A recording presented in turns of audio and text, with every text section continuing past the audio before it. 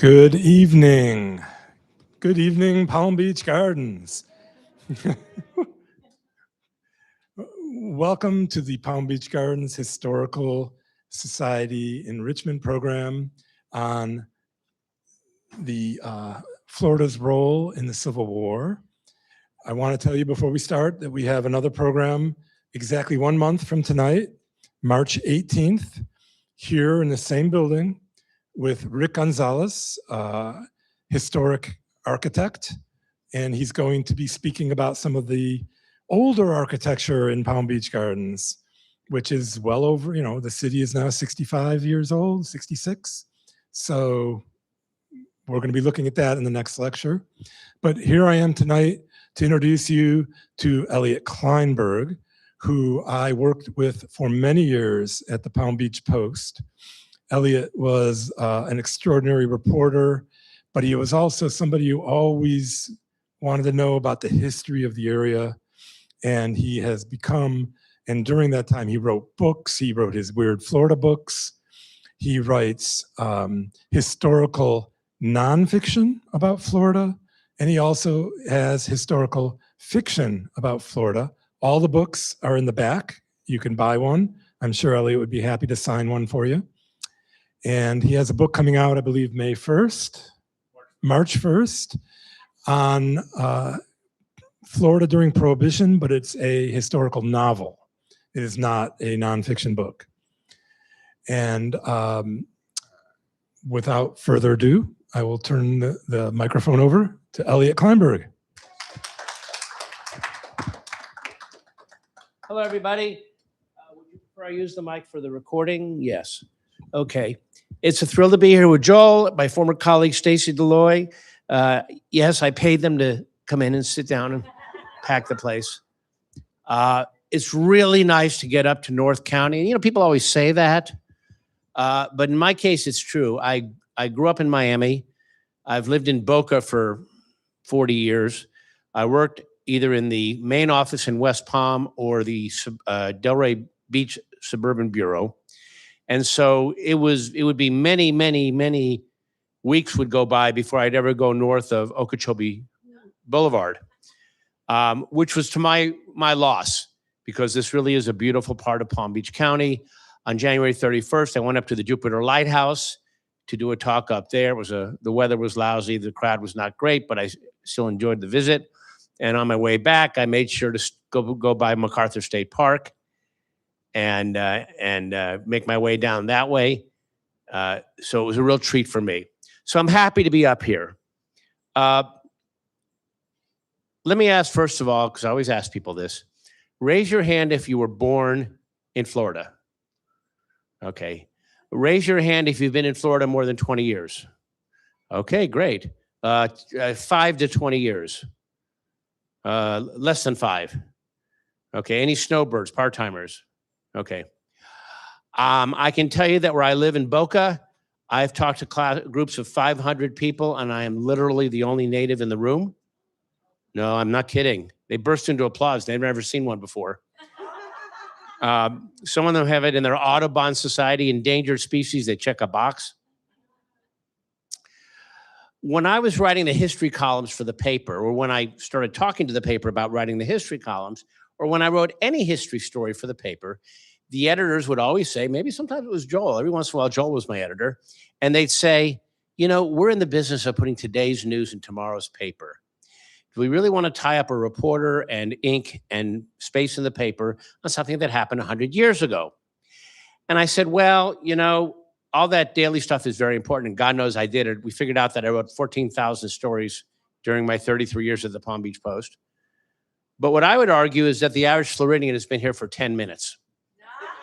And so anything you tell them about Palm Beach County or Florida and their history is news to them. It's news. Therefore, it gets in the paper. Now, there may not be any topic on which there is more historical ignorance in Florida than Florida in the Civil War. You could ask people and they'd give you 27 different answers. Also, people, believe it or not, are incredibly ignorant about the Civil War itself. Many people are incredibly ignorant about anything that happened before the Kardashians, which, you know, you're not supposed to get my opinion on things because even though I'm retired, I still think like a reporter. So I'll say some people are mortified by the historical illiteracy of this country. And a lot of times that's what ends us up in trouble. So today I'm going to talk about the Civil War in Florida. And by total coincidence, the Civil War in Florida is the subject of that book, Peace River, which came out in August. It's a historical novel, and there's a whole bunch of them in the back, and I really would prefer not to drag them back out and put them back in my car. In fact, there's all sorts of books I've written, and if you want to lighten my load, that will make me very happy. I got my green pen ready to sign. My 36-year-old son set me up with all the technology. I'm all set. And I wanted to write a historical novel about the Civil War in Florida. Many, many years ago, I interviewed Shelby Foote, who you might recognize. He wrote a lot of stuff about the Civil War. And we were talking about an incident, which actually you'll see in this show, in this slideshow. And he said, no part of the Civil War theater has been more ignored than Florida. I didn't have to encourage him to say that. I didn't prompt him. He just said it. So let's talk about Peace River, which takes place, starts in Chicago, ends up in Southwest Florida. There's a very good reason why none of it takes place in what's now Palm Beach County, and I think you can figure it out. There were no people here. And here's what one of the characters in Peace River says. I named him for my son, my younger son, whose birthday is today. He helped me with some of the technology too. Sheriff Henry. And I don't usually read stuff out of my book, but this kind of encapsulates what I believe a lot of people should take from the Civil War and what I try to bring out in my story. It was just a stupid way to solve things. And if you studied the war, you've probably read about the gallant battles and the bravery and all the swashbuckling. And for every buckle that swashed, there was a guy who pooped himself to death. I'm sorry to sound graphic. In fact, there was probably 8 guys. And that's what we should be talking about. For people to romanticize the Civil War is really a crime. It's a crime against history. And so that's what I set out to do in my book. In my book, there's a lot of tragedy, and there's a lot of death, and there's a lot of blood and gore, and there's a lot of injustice. Guess what? All that part of the book is true. That part's not fiction. So first thing we got to do is decide what people know about Florida's role in the Civil War. So what do you think? A, B, C, D? Who likes A? How about B? One of the first to leave. C? B stayed loyal. C, one of the first. D was independent. What do you guys like? Who likes C? All right. You're right. It was the third state to leave. People are stunned when they hear this because they think of Florida now. When I was working on my book on the great 1928 hurricane, Black Cloud, probably the most underreported natural disaster in American history, killed 3,000 people out by Lake Okeechobee. Nobody ever heard of it. And when I was working on the book, the publisher who was up in New York, the editor says to me, who made the decision in 1928 to put all the white victims in one grave and the black victims in another? And I said, Phil, you were sleeping in history school, in history class. He goes, but Florida. I said, no, not Florida now, Florida then. And by the way, Florida now, still a little bit. So Florida was the third to secede. Why were they in a hurry to secede? Why were they so gung-ho? Well, first of all, let's talk about how the rest of the country looked at Florida at the time. You know Horace Greeley, the guy, he was the publisher of one of the New York papers. He's the one that said, go west, young man. Here's what he said about Florida. The smallest tadpole in the dirty pool of secession. He didn't think highly of the place. Well, why is that? Well, look at Virginia, almost 1.6 million people. Look at Florida, 140,000. What's the current population of Palm Beach Gardens? Anybody know? Okay, there's 140,000 in the whole state. And also, there were only about 600 white people south of Ocala. So it really was a little tadpole. But guess what it did have? Well, it had some military battles here. some of which I'm going to talk about, and some of them were more significant than history gives credit for, which I'm going to talk about. But you never really hear about them, do you? You hear about Gettysburg, and you hear about Fredericksburg, and you hear about all these things. So then why is Florida so important then? You know, I just told you all the reasons why it shouldn't be important. Then why is it important? Well, I'm going to tell you. Anybody been to Vicksburg, Mississippi? It's right there. There it is. Vicksburg, Mississippi is along the Mississippi River. There it is. That's the Mississippi River. That's the Big Muddy. And there's another view. One of those is the railroad crossing, and the other is Interstate 20. And that's Louisiana on the other side. So if you seized Vicksburg, as United States Ulysses S. Grant did, what have you done? You have cut off the Confederacy, because they had already seized the upper Mississippi. The Mississippi River was the most important conduit, financial, in the United States in 1860. There was no interstate. There were no UPS planes, okay? So they wanted to seize Vicksburg, and they already were blockading New Orleans. So this would have put on the coup de grace. Well, here's what it did. Let's look at the Confederate States. Whoa. My younger son, Hank, the guy whose birthday was today, he did that for me. You don't think I could do that? Well, what's the significance of this? Well, here's the rest of the Confederacy, and where can't they get stuff from? Louisiana, Arkansas, and Texas. Well, what were those places supplying to the Confederacy, which we know was defeated financially and defeated by in their belly as much as anything else? Well, what were those Western states supplying? Let's see, salt. You know, they needed salt to cure meat, didn't have air conditioning. Timber for building anything. Turpentine, which was critical to building stuff. Pork. And what's the big one? Not oil, not in 1860. What's the big one during the Civil War?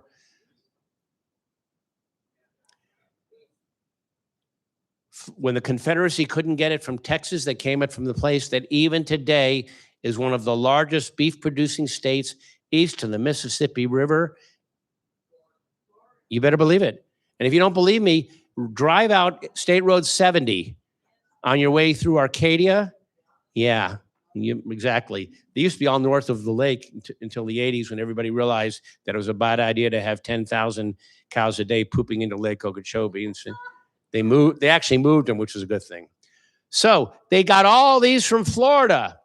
And at the end of the war, Florida was broke. This fellow is Robert Taylor. He's a professor at Florida Institute of Technology, former president of the Florida Historical Society, wonderful guy. He wrote a book called Rebel Storehouse, and that's all the book was about how Florida was sucked dry by the Confederacy. In fact, it was more financially devastated than any state in the Confederacy, except Virginia, which they fought over every inch of it. But Florida could ill afford it, because they were a little tadpole, remember? So at the end of the war, they're broke. What are we going to do? Woe is me. And they said, we got to figure this out. Well, then the war ended, and all these people came down and said to their wife, you know, it's cold here in New Jersey. The war's over. Let's go vacation in Florida. It was really nice when I was, you know, down there fighting. And all the people running Florida said, this tourism thing is great. It's got like, they leave their dirty towels and their money. And then someone said, you know what? It might be even better if we could get people to move here. Hold that thought. So before we do anything, we always have to, of course, deal with this. My colleague, Bruce Moore, on the copy desk at the Post, I spoke to his group, Pack and Paddle, on Saturday over in Okeechobee Park. And I love Bruce, but he was from Cleveland. And he calls me over at my desk and he says, your story says that there are people still fighting the Civil War. I'm a little confused on what that means. I said, Bruce, I'm going to take a walk over there. So I walk over and there's like 12 people on the copy desk. I said, guys, Bruce doesn't think that people are still fighting the Civil War. And of course, everybody busted out laughing because in fact, people still are fighting the Civil War. And you guys all know it. You see it every day. They are still arguing about what the war was about. So here's what I've concluded. Again, I don't like to say opinion, but here's what I've concluded from my research.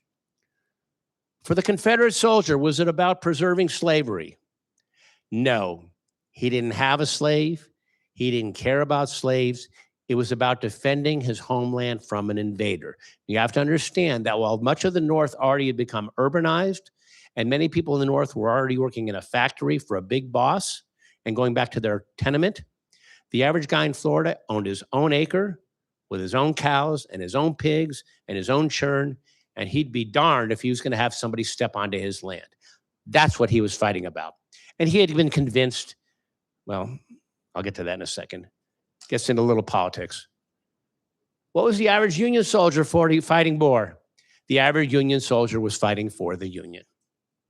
He was fighting because his country had called on him to put down an insurrection.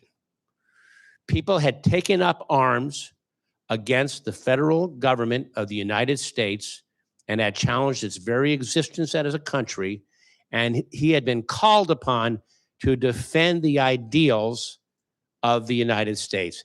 He didn't care about slaves. In fact, when President Lincoln signed the Emancipation Proclamation and went on record that, yeah, maybe it is a little bit about slaves, there were draft riots and lynchings in Manhattan. So, yeah, I love telling all my New York friends, I love telling all my Northern friends how grateful I am that the North has no bigotry, no prejudice, and no intolerance. Yeah, they all laugh. So for the Northern leaders, what was it about? Well, I just mentioned that. How many times do you hear Lincoln saying, my goal is, I don't care about slavery. If I can save the Union and free the slaves, I would do it. If I could save the Union and leave the slaves, I would do it. He was there to save the Union. And you hear that, and it's not abstract. And I'll tell you why. Everybody knows where Northwestern University is in Chicago, right? Do you ever wonder why it's called Northwestern? What the heck is a school in Chicago called Northwestern? It's not even in Northwestern Chicago. It's on the lake. It's called Northwestern because at the time it was founded in the 1800s, that was the end of the earth. You went west of Chicago and you fell off. And that part of the Midwest, which I know a little bit about because my wife grew up in Indiana and her family is still there, they came in kind of later and they had their own identity. And New England had its own identity. And the Mid-Atlantic had its own identity. But the South had one identity. They had a much stronger overall identity than the North. And Lincoln feared, and it's not that unreasonable to think about this, that if the South won, well, the first thing that might happen is those 4 border states, Missouri, Kentucky, and Delaware,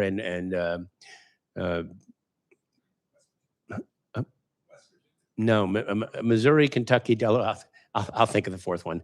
That those states would just go with the South, and now you'd have this tiny country left, and it might split up into 3 countries. It might split into who knows what. That's what Lincoln was scared about. Lincoln was true blue. He was an idealist. God bless him. He really believed that the United States was an amazing experiment. Never before had there been a country where the people told the government what to do. People's heads explode when they hear this. But it really was the first. Every time I go to England, my wife has to keep shushing me because I'm looking around where they're like, oh, here's where you're supposed to bow to the king. And I'm like, yeah, no, I'm not going to do that. That's what the war was about. Well, Lincoln believed this to his very soul. He said, that's what we need to save. The slavery thing is secondary. Now, what were those Southern leaders? What was it about for them? You better believe it. But was it about slaves as like human beings? And, what was it really about? What's it always about? By the time we got here, somebody will always raise their hand and say, well, by the time we got here, people had stopped talking about them as human beings. And they were talking about them as chess pieces. That this was an economic war. The North, felt like they were disadvantaged because they had to pay their workers, and the South, and there was like it was an economic war. And if everybody had forgotten that these were people, and I looked at the person, I said, bingo. Because like I said, the North didn't care about black people. Maybe they didn't like slavery, but they sure didn't want a black person sitting next to them in church. They didn't want a black person sitting next to them in the jury pool. They didn't want a black person standing next to them in the voting line. And they sure didn't want a black person to marry their daughter. So the idealism of the North was a little muted. The South was run by tell me when this sounds familiar. The South was run by very, very powerful people whose only interest was making more money. They didn't care about idealism or anything. And they figured out that if they could use propaganda and flag waving to fool the masses of the South into thinking that they were doing some great crusade, that it would work. And guess what? It worked. So again, let me know if that sounds familiar. I'll get to you in a sec. Don't forget, hold that thought. So all of this doesn't take into account what I think is really the most important thing. Not what was the war about, because we're never going to settle that, but why we had the war in the first place. This is the greatest country in the planet. And things like what happened in our Civil War happen in other parts of the world. They don't happen in our country, except one time we did. We had a generation of young men line up against each other with 1860s technology and 1820s strategy, and they lined up in long lines and said, 1, 2, 3, shoot, and fell down dead. We had major cities across the country burned to the ground, crops destroyed, scars, physical, mental, that are still there today. That's the lesson of the Civil War. It's like I said at the beginning, the people pooping themselves to the death. That's what the lesson of the Civil War is. That's why we should never, ever, ever do this again. Quit showing me these swashbuckling guys. Show me people lying dead in the field with the blood coming out of the back of their head.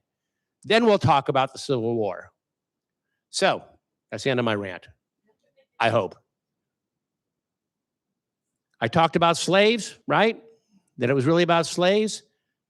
How much were the slaves worth to the slaveholders? $2.7 billion to $3.7 billion in 1860s dollars, up to $144 billion in today's dollars, which was more valuable than all the industrial and transportation capital of the entire country. So the South did not want to give up their assets. You with me? That's all they cared about. And by the way, the North, let's just say, the Hartford newspaper won a Pulitzer Prize, I think in the late 90s, for a series of articles which became this book called Complicity. And it was about how some of the major, anybody here from Connecticut? If you read the book, you'll see some families in there, your eyes will bug out. Some of the major families in Hartford secretly owned plantations in the South during the war. How else was the North complicit? How else were they hypocrites? Well, they built the ships for the transatlantic slave trade. They transported raw cotton to New England and Europe. Northern mills processed 150 million pounds of cotton a year. Northern manufacturers made farming implements specifically designed for cotton. Northern banks provided loans. And by the way, when you went downtown into downtown Boston and bought yourself a lovely cotton blouse, you knew darn well why you were getting a good price on it. I have to laugh at all the people that say, we should boycott China. We should put tariffs on China. Where do you shop? I shop at Walmart. Yeah, exactly. You guys are way ahead of me. So the North was complicit. They were hypocritical. There were many groups in the North called Copperheads who actually supported the South. There are scholars today who believe that the South might have had a legitimate argument that they could have seceded. Others say that it wasn't just a marriage, it was a contract, and the South had benefited from that contract for 80 years, and they couldn't just walk away from it. And so there was a lot of controversy. Now, let's talk about Florida in 1861. See that big white spot right there? Right? Exactly. Total population, I said 140,000, a little more than the current population of West Palm. All that white spot is under 2 inhabitants to the square mile. Yeah, well, there was nobody there. This is what the counties looked like. Hillsborough, that's Tampa, 3,000 people. Manatee, that's now Manatee and Sarasota, 854. Brevard, that's the Space Coast, 246. Monroe, that's the Keys and also that part up there that's now part of Collier County, 2,900. That was big because there were a lot of salvagers down in Key West. Dade County, 83 people. Slaves were 44% of Florida's population.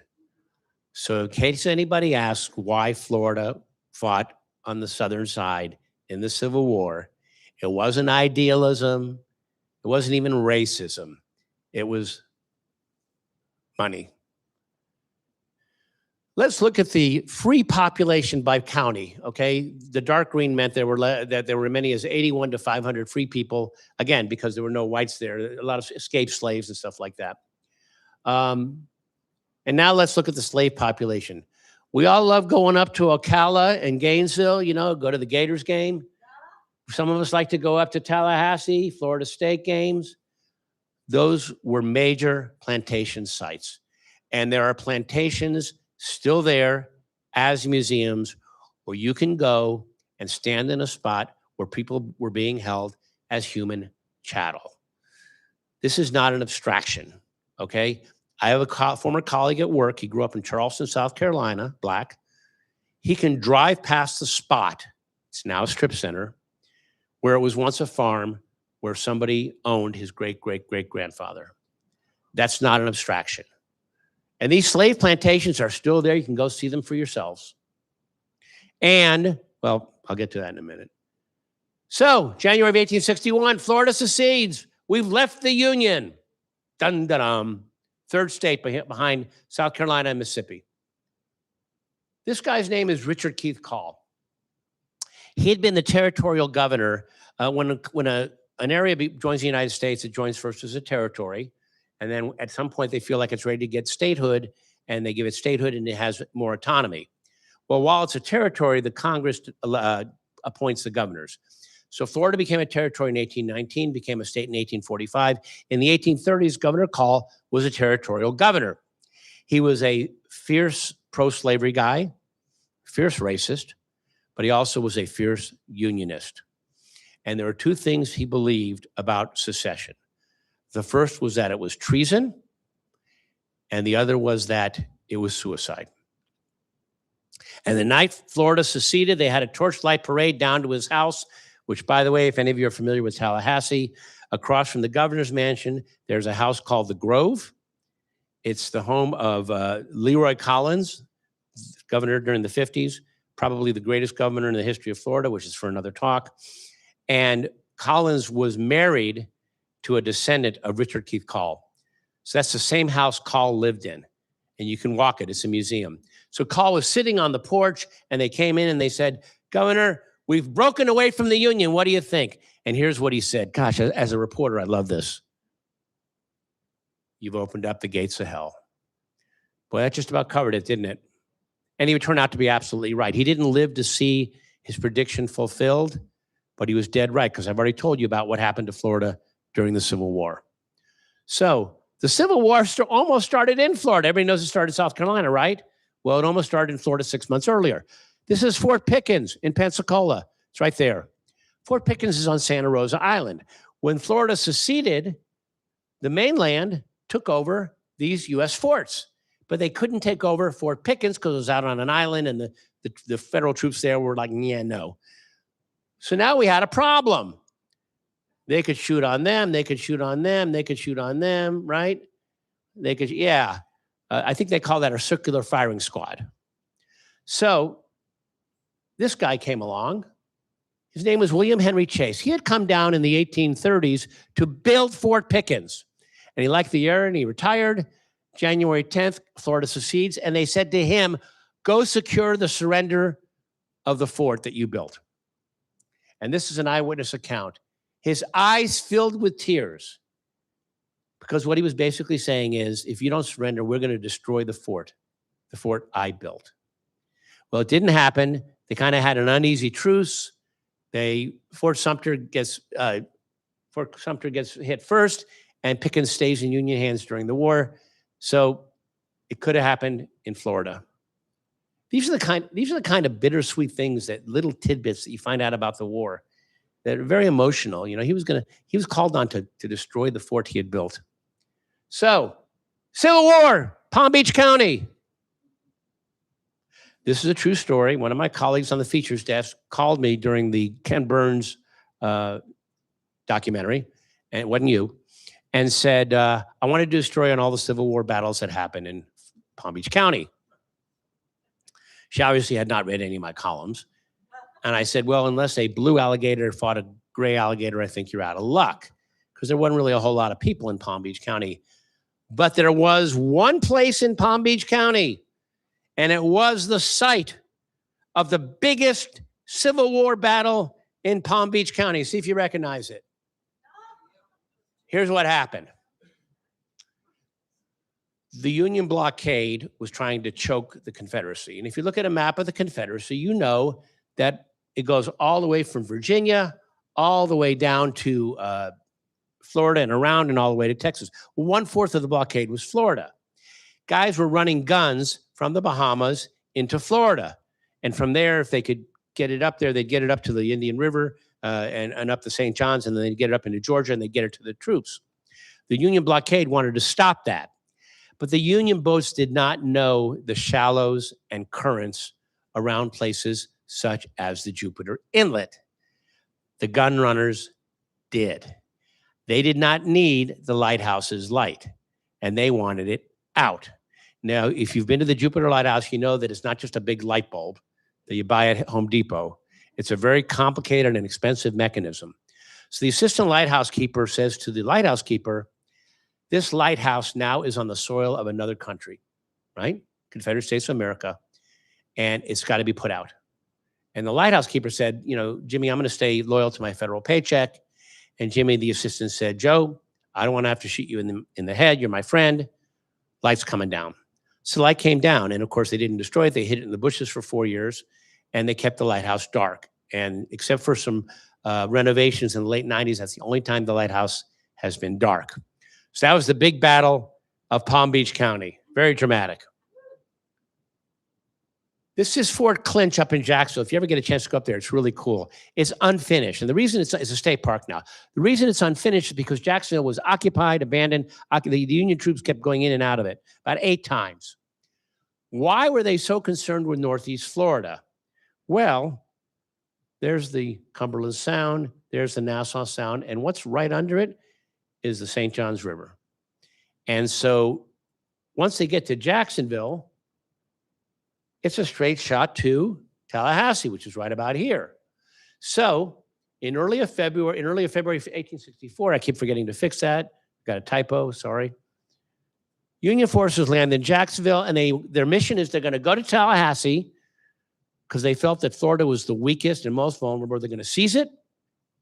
They're going to set up a provisional Union government, and they're going to set it up in time to vote for Abraham Lincoln for re-election. Because Lincoln, after all, was a politician. But he also believed that it would set off a domino effect that might collapse the Confederacy. This was in early 1864. So they start marching to Jacksonville, 5,000 men, 170 miles. The Confederates learned of the advance, and they were waiting. February 12th, 1861, right there, a lusty battlefield. And there it was, a huge, huge battle. The largest battle on Florida soil. There's a reenactment every year. I've been to 3 of them. I went to the 150th anniversary. It was very cool. They got about 6,000 people there. You know, in Florida, where nothing happened in the Civil War. This is a great picture that my colleague Thomas Cordy took when we were up there for the 150th anniversary reunion. It sure looks pretty real, doesn't it? Battle took 4 hours, 5,000 soldiers per side. Union, nearly 2 of 5 were killed, wounded, or captured. By percentage, it was the 3rd deadliest Union setback in the war. You never heard of it, right? Confederates, 1,000 killed, wounded, or captured. And we went and we did the story, and I didn't want to do a story because you know the theme of my talk about how wonderful this battle was and how gallant everybody was. And I wanted to do a story about how it stunk. And this guy gave me a wonderful quote. He was there with a field group of students from a class in Broward County. And he said, I want my kids to see that war is ugly and awful and hurtful. And I couldn't have said it better. This is Winston Stevens. His great nephew, also Winston Stevens, was a real estate a salesman in Riviera Beach, Singer Island in the 80s. And he contacted the University of Florida. He said, I have all my family's stuff in a big box. So this is, historians' knees start to knock when they hear this. Winston Stevens wrote numerous letters, diaries. They had everything. His wife, Octavia, wrote down everything. They had it all. They had so much that UF did a book. And when we were writing about the book, that's when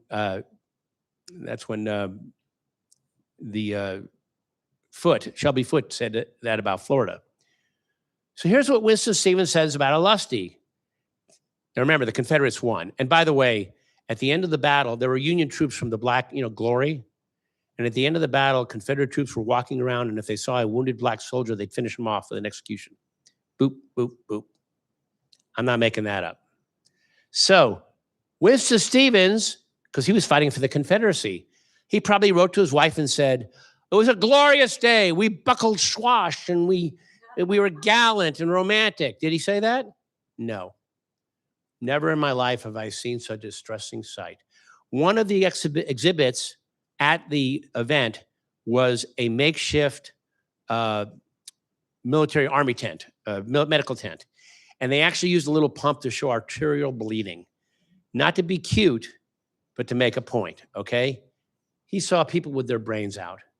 And he said, God grant that I may be spared for you, if not grieve for your husband, and take consolation that I died defending a just cause, which, we've argued about whether he was defending a just cause, but he believed it.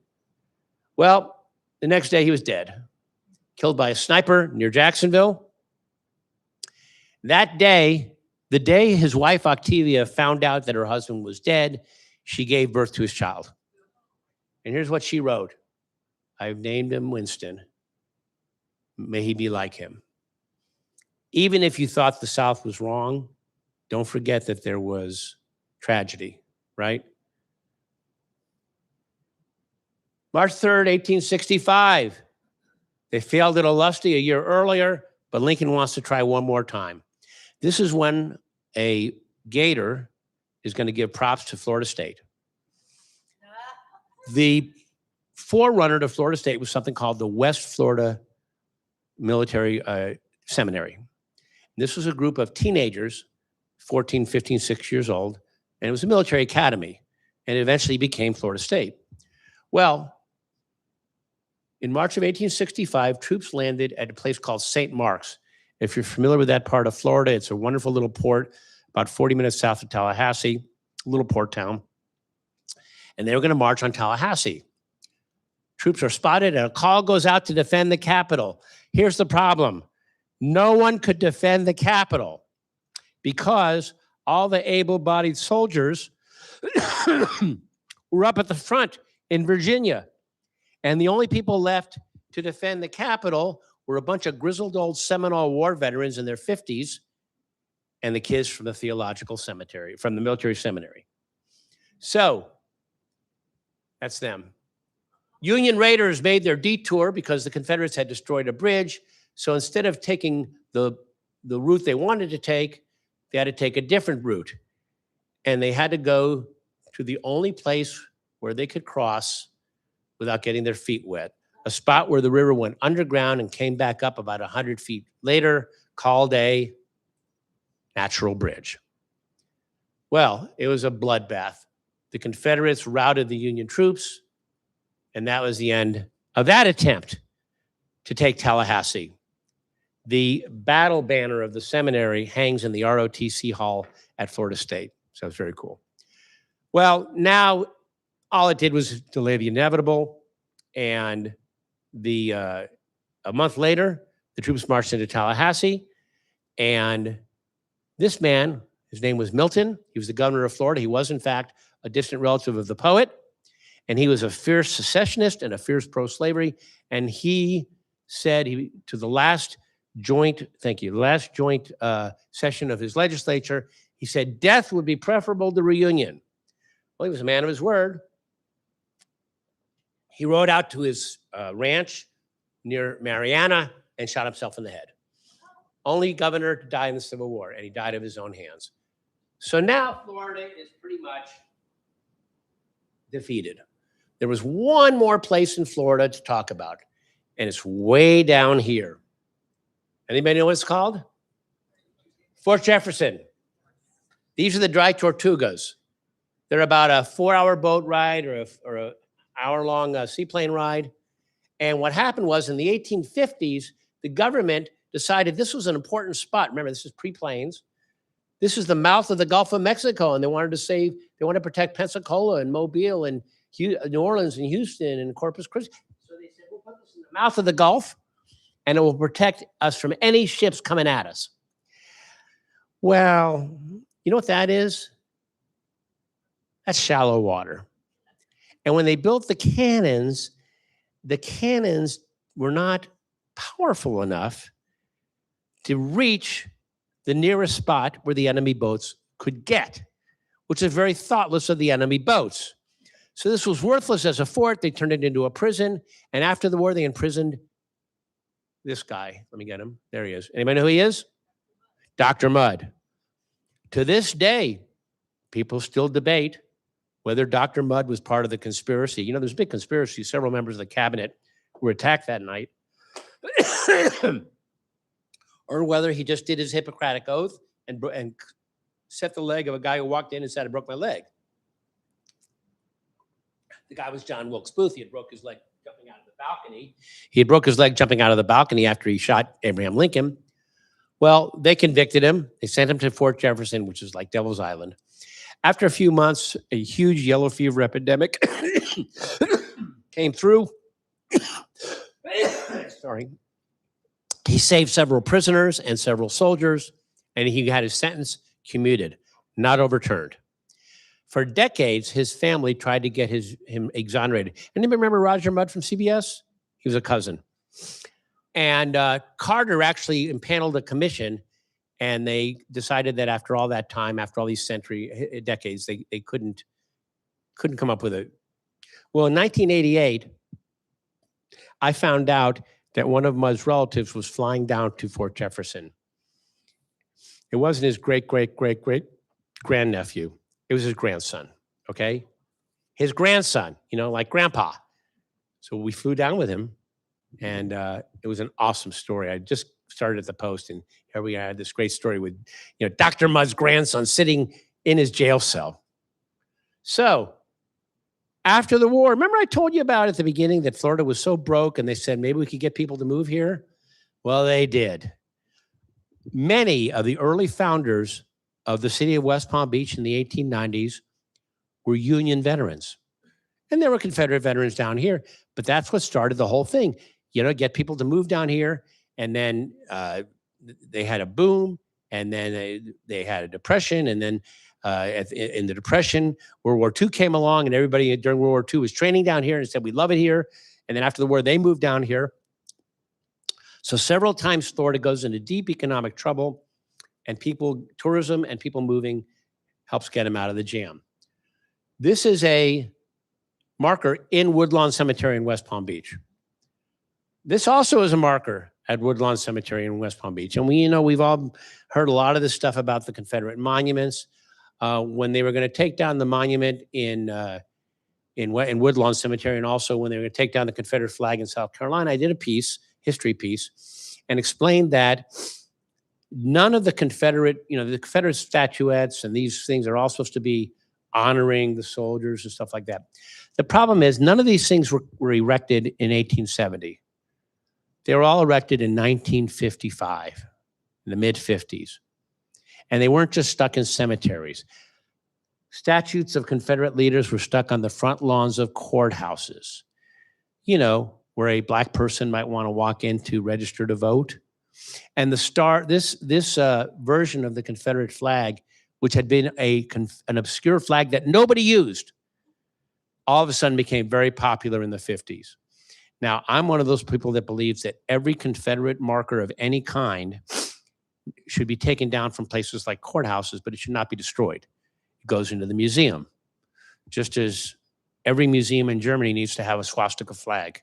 You with me? Right? It needs to be there. And so I remember when they wanted to change the name of Jefferson Davis Middle School in West Palm.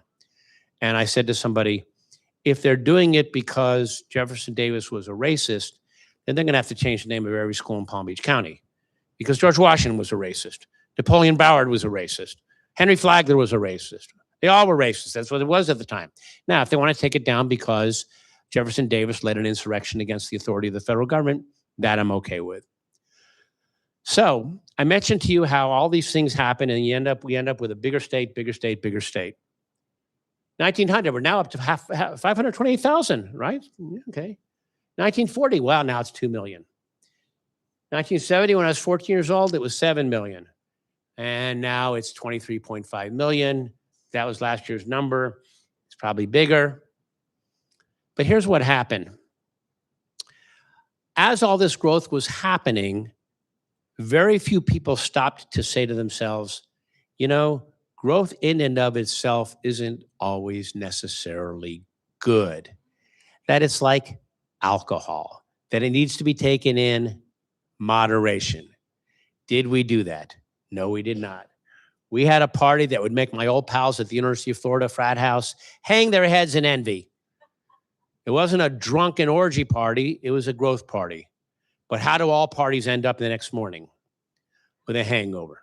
What's the hangover? How long does it take you to get down to West Palm Beach compared to 20 years ago?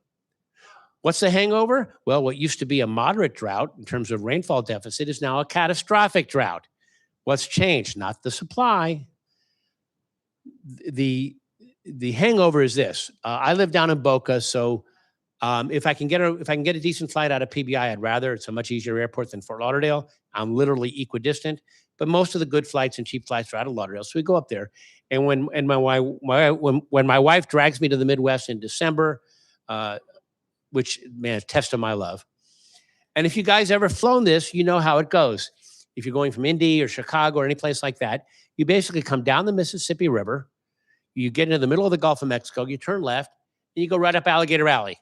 They don't even need a radar. And so I'm in the plane, it's kind of dark, and I start seeing in the distance the glow, this glow right here. And then you see this. You know what that is? That's the Sawgrass Expressway. You ever been down to a Panthers game? That's the Sawgrass, okay? There's the Panthers arena. There's the Sawgrass. The fence and this canal that separates Sawgrass from what? Federally protected Everglades, right? Federally protected Everglades. And does anybody want to bet? Does anyone want to argue with me about what would have happened? Because you get to Sawgrass, and then there's the arena, and then there's the outlet mall, and then there's all the townhouses, and then you keep going right to Fort Lauderdale Airport and the cruise port, right to the ocean. Does anyone want to argue with me about what would happen if that fence wasn't there and that canal? We all know what would have happened. There would have been 7-Elevens all the way to Fort Myers. That's our hangover. Well, how do we fix that? Well, we have to hire, and by hire, I mean we have to elect wise government officials who, and I know that sounds like an oxymoron, who must figure out the rights of the people that keep wanting to move here. You know, Boca Raton put ads in Manhattan saying, come down to Florida. So we're about to get 30,000 more New York Jets fans. But we can't stop them. It's against the law. They can move here if they want. We have to think about the rights of the developers who, you know, somebody wants to buy a house, they have the right to build it for them if they're in the code. We have to take into account the clout of the developers. They'll admit it. We should not be naive. And we also take into account the rights of the people like us who have maybe seen the Florida that they loved vanish so fast, you can see it happen with the naked eye. And all of that would be hard enough if everybody in Florida considered themselves a Floridian and cared about what happened to Florida, which brings me back to what I said at the beginning, that the average Floridian's been here in 10 minutes, and he's very interested in whether they're going to build that new tunnel from New Jersey into Manhattan, which they do need to, by the way.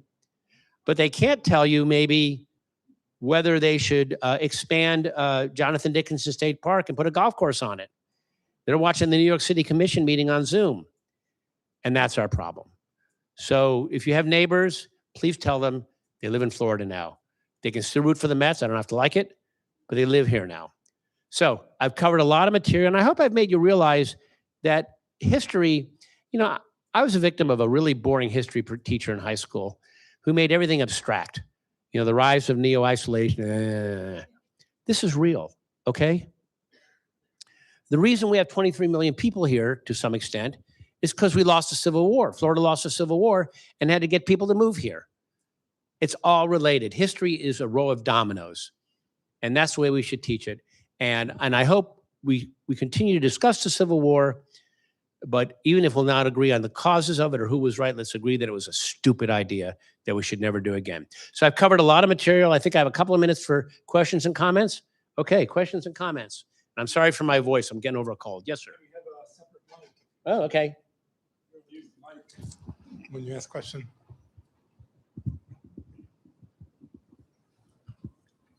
I just want to comment on, you've changed it away. I was going to comment on your slide. Are you familiar with General Napoleon Bonaparte Broward? I know a little bit about the guy, yeah. Broward County is named after the guy that drained the swamp. Yes, he did. Yes, he did. And there's a funny story about Broward. When they built the new Broward County Courthouse, there was a statue of Broward in the old one, and they wanted to move it to the new one. People all screamed and yelled. They said Broward he ran Florida as a racist place. And I was writing one of my columns, and I said, in 1900, Broward was not the only racist. The whole state was racist. And to blame it all on Napoleon Bonaparte Broward is, kind of shady. Now, he did make a mortal enemy of Marjory Stoneman Douglas, because, in fact, Marjory Stoneman Douglas's father, Frank Stoneman, who was the editorial director of the Miami Herald, he was writing editorials in 1900 saying if you drain the Everglades, it's going to be an environmental catastrophe. But nobody was listening because they had stars in their eyes, or actually dollar signs. Other questions or comments? Stacy. So you raise a good point about dominoes, history being a series of dominoes. One that happened just before the Civil War broke out, of course, was the Transcontinental Railroad construction starting. I am wondering to what extent, so Stephen Ambrose wrote a wonderful book about that, which you've probably read. And in it, I was shocked to learn that Abraham Lincoln personally profited from a decision to route the Transcontinental Railroad through the Union, through the North, as opposed to on a Southern route. I thought that was super interesting, but I wonder to what extent the politics of the railroad fed into this decision to secede. Obviously, Palm Beach County, the Flaglers, the railroad were huge. How does that domino fit into this story? It's a big one. If you go on my webpage, I did about 45 or 50 videos related to the themes in Peace River. I did them all over the world. I was in Montreal, I was in Spain, I was in London, because there were things all about that all had to do with the Civil War. Well, I went out to San Francisco. My son lives there anyhow, so I was out there. And I stood at Golden Gate Bridge, and I said, this was the goal of the Civil War. This spot right here, not the cotton fields of Alabama. The South wasn't worried that Lincoln would stop slavery.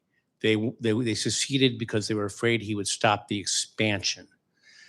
Slavery as part of as an agronomic industry was not a big money winner. It had too much overhead. The guys died, and they could have a bad crop. But if they could expand, Kansas, Nebraska, Missouri Compromise, all that stuff, bop, bop, bop. If they could expand out west, and they're building a railroad, and if they could get the West, I'm so sorry. If they could get the West to be slave territory, slaves could build the railroad, slaves could mine for gold, slaves could mine for coal, slaves could blow up mountains to get the railroad through it.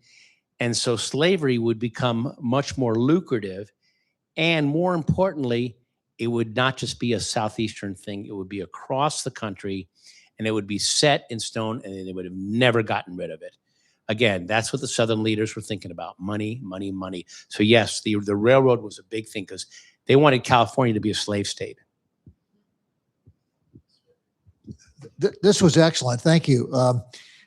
Back in the last election, there was this fundamental issue really about, I think it was, I'm not sure Nikki Haley started it, but the issue was, what was the Civil War about? And she said, it's slavery. It's slavery. And other people had different views. And that was, I'm kind of curious about your explanation back. Well, you saw what I said, that different people, it was a different thing for different people. Right. Now, there were some people for whom it was strictly about freeing human beings from bondage. They could not understand that a country that was founded on all people being created equal. I mean, the hypocrisy was just was a big flashing red light. But they differed on what to do about it. The South said, well, if we free all our slaves, we're going to lose all this money. We want reparations. The Southern slave owners wanted reparations. And at one point there was discussion about this, about giving them money to free their slaves. So the answer is that, Nikki Haley hit it on the head. Was it about slavery, just slavery? No. You see how complicated it was? It was about different things. It was about expanding slavery. It was about whether slavery should, whether there should be reparations for slavery. It was about the value of slavery. And it was about who was responsible for slavery, whether slaves should get reparations. To just narrow it down to just, it was about slavery. But if you had to put it on one thing, yeah, it was about slavery. And Nikki Haley did a very brave thing, okay? She brought down that Confederate flag, and she knew she would take heat for it. But it would have been the equivalent of Germany allowing a swastika flag to fly over the town hall in Berlin. It was a flag of another country that had of an insurrection. And so she did a very brave thing. And a lot of people think that as much of heat as she took, a lot of people think it helped her. And I think it probably improved her political standing. Yeah, Joel. Eliot, I noticed you never used the term states' rights. Yeah. That has been a reason that many have given. Yeah, state rights is a big mess. The whole slave thing started going back and forth, where the first thing they said was, well, should we bring in Kansas and Nebraska? Well, let's bring them in and let them vote. The states can vote themselves. And then what had happened is that the South would pour in all these Southerners. If you're familiar, I'm going to get into some dangerous territory. If you're familiar with the history of Northern Ireland, that's what happened in Northern Ireland. The Brits flooded it with Protestants, and then they said, oh, we want to be part of England, Well, that's what they were going to do with Kansas and Nebraska and places like that. And the problem with states' rights was that it got real messy, because if a guy could be a slave in Kentucky, and if he snuck out of camp and found a boat and crossed the Ohio River to Cincinnati, suddenly he was free. It made the states' rights thing in terms of slavery ridiculous. The same reason the Interstate Commerce Commission threw out states' rights, where all the trains in every state will have their own time zone. Okay, one of the big things about the United States, besides the whole slavery thing, was, are we a loose confederation of states, a la Canada? No offense, Canadians. Or are we a strong central government? And the Constitution said very clearly that things that the federal government doesn't want to mess with are the purview of the states. But first dibs go to the federal government. And so states' rights are fine, but when you have half the country holding human beings in chattel and benefiting from it, and asking the other half to chase them down if they escape across the border, then it becomes a federal thing. When they built the interstates, you couldn't just have states' rights, because 18-wheelers were crossing from Georgia into Florida. And so the whole states' rights thing has limited value when you live in a country that is so interconnected as we are, and was interconnected even then. They're going to build a railroad to California. I have a buddy who has a house in Colorado, and you can buy pot there for free. And sometimes he drives home to Florida from Colorado, and there's a little town in Kansas as soon as you cross the border, and the cops pull you over in the first 5 minutes because you forgot to take the pot out of your car before you left Colorado. And they give you a big fat fine. It's basically covering the budget of this town. But that's where states' rights gets a little crazy. You know, and also the slaveholders, what they were saying is, we want the right to do something that violates the ideals of this nation. And that's what made it messy. So, other questions or comments? Anything else I left out? Well, you've been very kind to listen. Thank you for putting up with my coughing. If you'd like to buy a book, please come on back.